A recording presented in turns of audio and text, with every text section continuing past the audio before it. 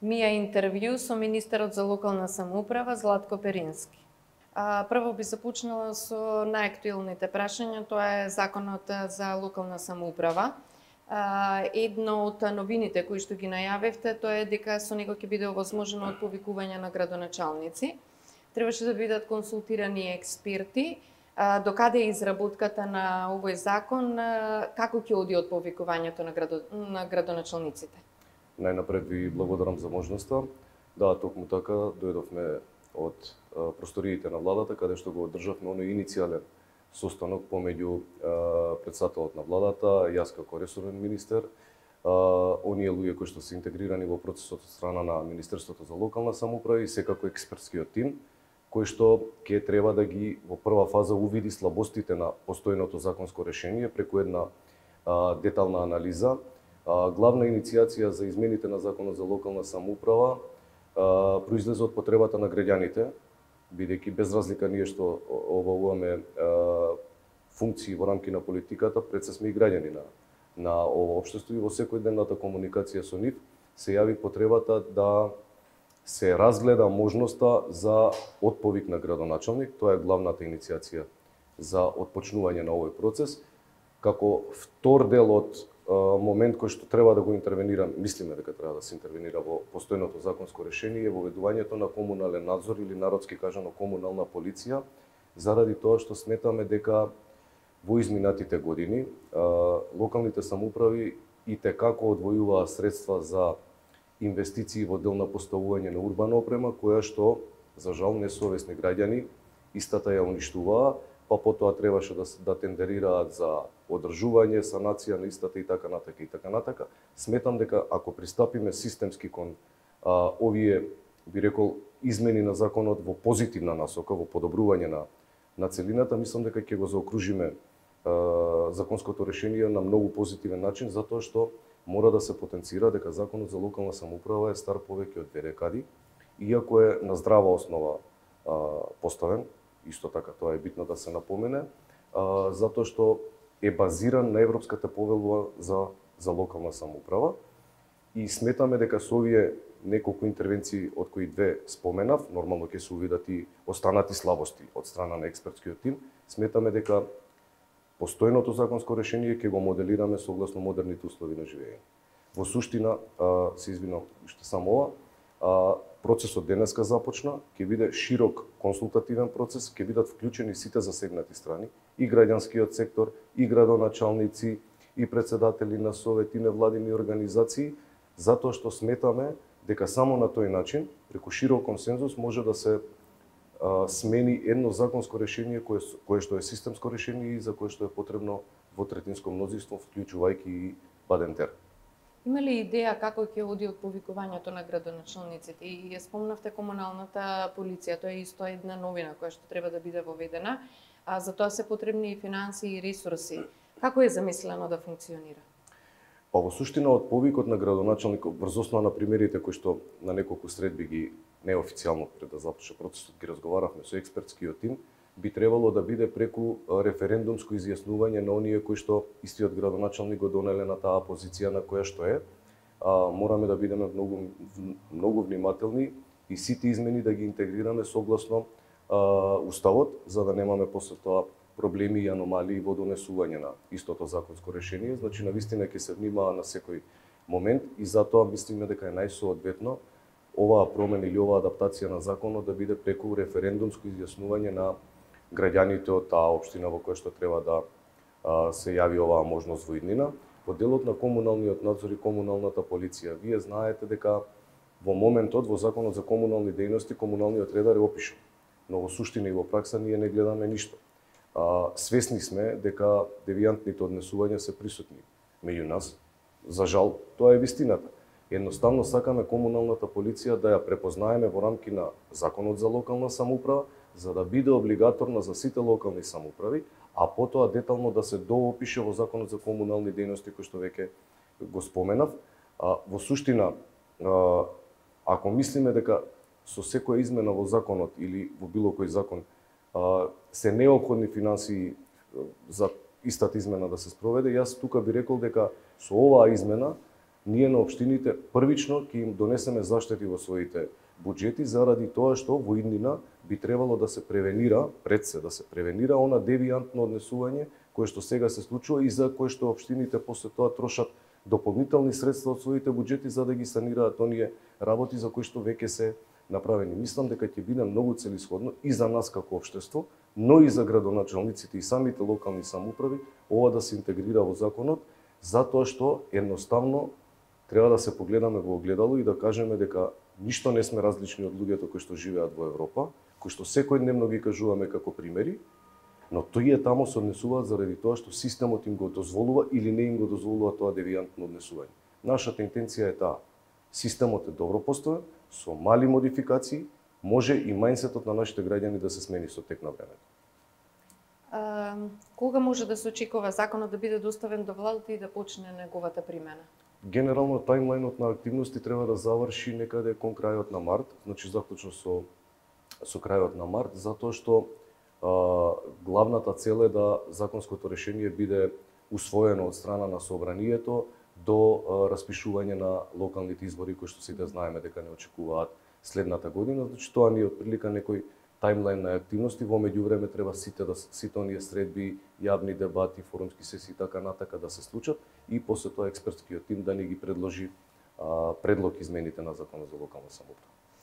Од унгарскиот заем дел од средствата ќе одат за проекти за општините. На јавниот повик се пријавија 80 на општини, меѓутоа не се припатени проектите на град Скопје, Сарај, Струмица и Теарце. Премиерот рече дека има дополнителен рок дека им е даден на општините, а градоначалникот на Струмица најави дека ќе аплицира, но градоначалничката на град Скопје ваквата одлука ја нарече пресметка со неистомисленици. Ваш коментар? Прво морам да потенцирам дека средствата за оваа намена беа предвидени согласно ребалансот на буџетот. Знаете и веќе тоа го објавивме. Од една страна процесот навистина сакавме да тече најтранспарентно, да се деполитизира, морам да напоменам, затоа што сметавме дека без разлика кој е градоначалник во некоја општина и од која политичка партија произлегува, граѓаните и тамо и во другите општини се исти. На крај на денот оваа интервентна мерка владата сака да ја реализира во насока да го подобри квалитетот на живот на сите граѓани на територија на Република Македонија. И тоа е основната цел. И можам колку сакате примери да ви набројам, дека одлуката не е политичка, туку е во насока на подобрување на квалитетот на живот. Ја слушав јас вчера изјавата и на градоначалникот на Струмица. Мене ми е жал што иако беше присутен на средбите кои што ги организиравме во владата, каде што беше презентирано што е неопходно за да се добијат овие средства, каде што му беше предочено дека доколку има некој поголем проект во смисла на вредност, може да го подели во фази и по фази да аплицира за да се финансира од страна на централниот буџет. Мене ми е многу жал затоа што општина Струмица аплицираше со проект кој што веќе е тендериран и се отпочнати градежни активности за реализација на истиот. И тука не можеме да кажеме дека имаме политика, заради тоа што градоначалници, општини кои што ги предводат градоначалници од неговата партија, добија средства на овој проект. Делчево, Берово, Крива Паланка и така натака да не ги редам сите. Едноставно, ако беше политика, немаше да добијат другите градоначалници. Околу изјавата на градоначалничката не би коментирал, мислам дека не е соодветно и едноставно изјавата говори за самата, за личноста. Јас би кажал дека проблемот во Скопје е системски проблем. За жал, изминатите 2-3 години имаме проблем затоа што системот во целост е дерогиран. Со ниту една интервентна мерка не може тоа да го смениме. Во суштина, треба да се предложи системско решавање на сите проблеми кои што се итекако наталожени на територија на градот Скопје. Дополнително, на наменска сметка на градот Скопје лежат 650 милиони денари кои што повеќе од 2 години не се користат за ништо, а се наменети за булеварско решение во рамки на градот Скопје. Значи, од една страна немањето на капацитет е евидентен, од друга страна системски пристап треба на решавање на проблемите во Скопје, затоа што се на сите основи и ќе ми дозволите да ве потсетам.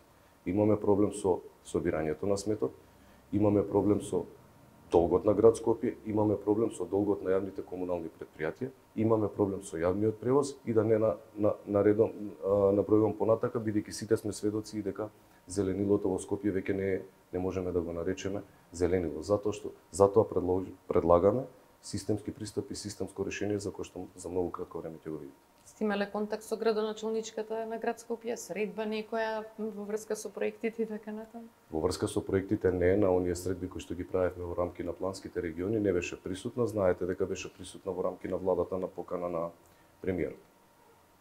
Тоа не е последната средба. Така. Владата одобри 274 проекти во вкупна вредност од 65 милиони евра, а ветени беа 250 милиони евра. Опозицијата ве обвинува околу сумите. Може малку да ги разјасниме работите, значи каде ќе одат останатите средства, како е планирано да се искористат?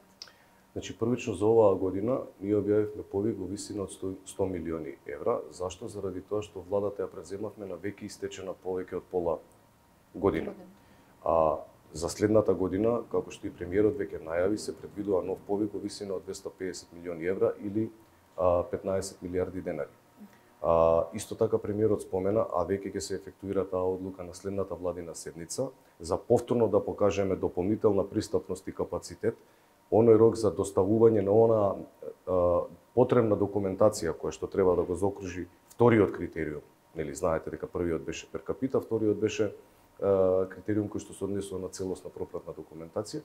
Тој рок ќе им го продолжиме за оние општини кои што оние 4 општини кои што се влезени во овој пакет, кои што не добија средства, да можат да го искористат и ја докомплетираат својата документација. Во суштина, дел од овие средства се пласирани исто така и во Министерството за транспорт, која преку програмата на Светска банка, проектната единица на Светска банка, која исто така е насочена во реализација на проекти од патна инфраструктура, исклучиво наменета за локалните самоуправи.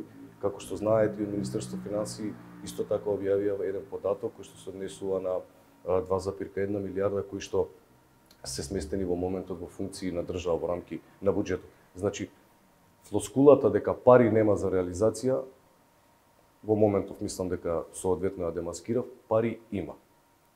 Идејата наша, и затоа ги ставивме овие два критериуми да бидат предуслов за добивање на средства од државниот буџет, за да не се обременуваат и да можат сите општини што е можно побрзо да ги добијат овие средства, пред се во интерес на реализација на проекти кои што се и текако битни за граѓаните. И вие одвојувате како влада средства за општините, за инфраструктурни проекти, меѓутоа и минатата власт исто даваше за да се исплатат долговите и така натаму. Сметате ли дека е потребно поголема фискална децентрализација на општините?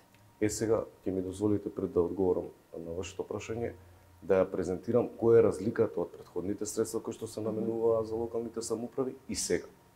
Кога вие давате средства за да покриете загуба на некоја општина, само стимулирате неработење.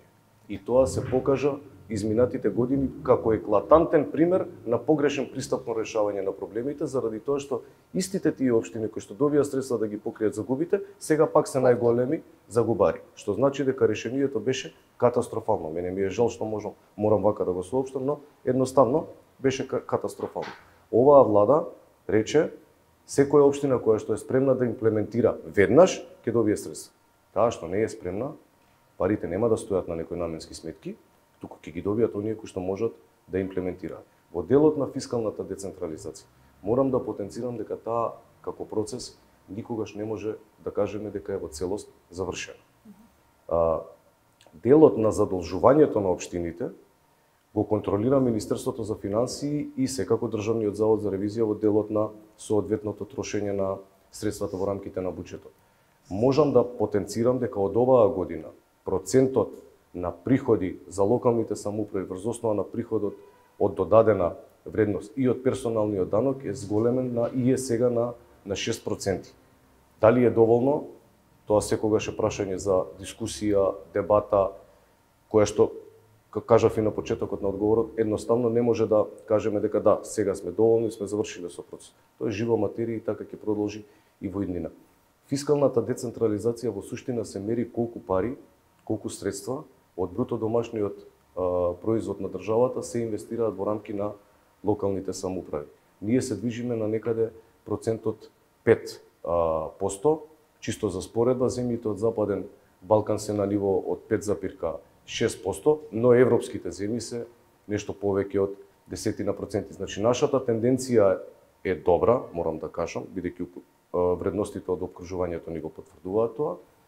Дека е затворен, не можам да кажам дека е затворен, секогаш сме отворени за дополнителен диалог. Кога сме веќе кај долговите на општините, имаме случаи каде што општините се во долгови, а од друга страна се јавуваат како спонзори на некои спортски клубови. Колку е оправдано ова според вас? Малце ми е контрадикторна ситуацијата, од една страна долгови, а од друга страна се јавуваат како спонзори на спортски клубови. Има неколку примери така. Се согласувам во целост. Тука е многу битно да се напомене дека локалните самоуправи мора да го сменат начинот на проектирање на своите буџети на приходна страна. Зошто го велам ова? Кога го планираат својот буџет, они предвидуваат 100% наплата на средства кои што се од сопствени извори на финансирање, како данокот на имот, комуналните такси и така натака и така натака. Реално, реализацијата нивна, изразена во проценти, е многу мала на таа ставка. Но они имаат проектирано буџет со тие вредности. И врз основа на тој проектиран буџет на приходната страна, они превземаат обврски на расходната страна. Кога процентот на реализација на приходната страна е намален, заради несоодветно колектирање на приходите од страна на даноците на имот, комуналните такси и така натака, обврските остануваат и високи. И на тој начин се генерираат загубите на општините. Тоа е еден систем кој што во иднина ние мораме да го превенираме. И затоа правиме обуки, тренинзи, затоа велиме дека мора да има и форумски сесии, мора поголема вклученост на граѓаните во рамки на одлучувањето кога се креира буџетот. Едноставно мора рационално да си ги користат своите буџети и рационално да ги превенираат. Во Законот за финансирање на единици на локална самоуправа има предвидено механизам да не може повеќе од 10% да се зголеми буџетот на некоја локална самоуправа споредбено со минатата година, и тоа е направено за да се превенираат овие дупки кои што ги реков. Но не е доволно. Треба општините поредносно да си ја планираат приходната страна, за да можат да ја реализираат и исплатат во целост расходната страна. Уште едно прашање околу општините, околу нивната транспарентност. Најголем број од анализите што ги прават невладините покажуваат дека не се доволно транспарентни. Еве сега имаше, мислам дека и најнова метаморфозис излезе денеска и рурална коалиција, вела дека има напредок, меѓутоа дека не е доволен. Како да се зголеми транспарентноста кај општините? Постои ли некаков механизм? Апсолутно дека постои, и ние тоа го работиме заедно со USAID како министерство во насока на усвојување на кодекс за транспарентност кој што треба да им ги даде правците на самите локални самоуправи да можат што е можно поотворени да бидат спрема своите граѓани или гласачи, така. Да кажеме, се согласувам дека во дел од локалните самоуправи се спроведува и како што треба, но поголем дел од локалните самоуправи тоа не го работат соодветно. И затоа во овие законски измени кои што ние ги предвидуваме на ниво на Законот на локална самоуправа, токму една од идеите е да препознаеме таа граѓанска иницијатива, таа граѓанска активност во рамки на конструирање на буџетска рамка, во рамки на тоа кои му се идеите на градоначалникот, значи практично граѓаните заедно со локалните власти да ја градат својата политика за следната година, и дополнително мора да сватат градоначалниците. Сега ова нека не излезе дека јас све знам, они ништо не знаат, напротив, не е така, но едноставно јас сакам само да помогнам. Мора да сватат дека колку повеќе се они транспарентни према граѓаните, толку поедноставен и полесен мандат ќе имаат, затоа што на крај на денот граѓаните ги гласаат за да им ги решат проблемите, а градоначалниците се обврзуваат дека ќе им ги решат проблемите. Двосмерна е улицата. Транспарентноста нив ќе им донесе само добро, не може да им направи или генерира некакви проблеми. 4 општини, тоа се Тетово, Гостивар, Желено и Чаир, се изјаснија дека ќе одвојат општински пари за Сдруженијето на граѓани Албанска академија на науките и уметностите. Ме интересира колку е законски ова, имате ли како Министерство за локална самоуправа ингеренции за да се интервенира во овој дел? Каков е вашиот Па јас ова прашање би го, ако ми дозволите, ќе го поврзам и со претходното, затоа што рековте дека има одреден број на општини кои што се заговарија, финансираат спортски клубови и така натака, без да бидам погрешно сватен. Во суштина, тоа е строго опишано во Законот за локална самоуправа во членот 11, кој што вели дека приходите на локалните самоуправи треба да се трошат исклучиво за надлежности кои што се утврдени со закон. Што во превод сака законот да каже дека сите средства кои што општината ги колектира на било кој основ, ги распределува преку усвојување на одлуки, буџети, на седница на совет, треба да бидат исклучиво насочени за спроведување и реализација на основните законски надлежности на самата локална самоуправа. Во тие надлежности Албанска академија за науки и уметности не стои. Општината има можност да финансира здруженија и невладини организации, но и тие здруженија и невладини организации треба на некој начин да ги спроведуваат основните надлежности за кои што таа локална самоуправа постои. Што значи дека ако точно се чита законот, законска можност за вакво нешто нема. Сега доаѓаме до оној неформален дел од толкувањето на потребата за формирање на една ваква институција. Од една страна, експертите, академиците кои што во моментот се интегрирани во рамки на Македонската академија на науки и уметности, а кои што се со други етникуми, јавно кажаа дека пристапот е погрешен. Тоа е првата работа. Втората работа, несоодветно е да се генерираат проблеми тамо каде што ги нема, затоа што имаме премногу други проблеми, реални проблеми кои што треба на дневна основа да ги решаваме и како централна власт, но и како локални самоуправи. И на крај, мислам дека е посоодветно локалните самоуправи да работат на зголемување на квалитетот на своите сопствени, на квалитетот на живот на своите сопствени граѓани, а не да одвојуваат средства за нешто кое што едноставно мислам дека нема да има функција во годините кои што ќе следат. Како директор на Водовод бевте сменети од градоначалничката на град Скопје поради пречистителната станица. Имате ли информации до каде е тој проект? Дали е застанат, дали се придвижува напред? Да, тоа беше еден интересен период од мојот живот, ајде да кажам. Точно бев сменет од позиција директор на Водовод и канализација со обвинување за самоволие, без при тоа да чујам еден аргумент. Јас не сум слушнал некој друг кој што е обвинет за самоволие, но валјда јас треба да видам првиот. И во ред е сето, тоа помина како што помина. Тоа е веќе 2 години надвор, повеќе од 2 години надвор од мои ингеренции. Сега кога ќе направиме една ваква времена дистанца, практично од овој аспект можеме да потврдиме дека на таа пресконференција сето она што го кажав бев во право и беше потврдено тоа и од странските финансиери на самиот проект, но навистина немам информација во која фаза е сега проектот, кој што е исклучително битен не само за граѓаните на градот Скопје, туку за целата држава, затоа што државата има добиено околу 72 милиони евра грант, значи буквално пари без пари, и се надевам дека нема да дозволиме да ги изгубиме. Се ближат локалните избори. Уште едно прашање, дали планирате да се кандидирате за градоначалник на град Скопје? Често поставувано прашање, мора да признам. Во суштина, она што јас во моментов го работам и од кој што нема да отстапам ни милиметар, а тоа е да дадам се од себе за работата која што работам и сум почестен да ја имам во моментот. Повторно морам да потенцирам, не би сакал кандидатурата за градоначалник да се претвори во битка помеѓу неколку кандидати. Би сакал да се осврнеме на резултатите кои што ги остваруваме.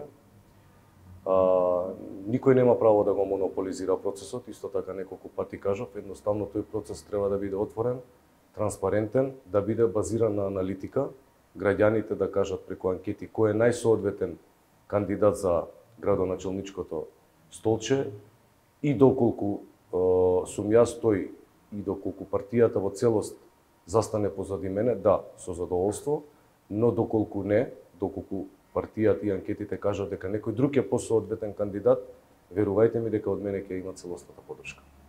Ви благодарам на интервјуто, господине министер. Ви благодарам и на вас.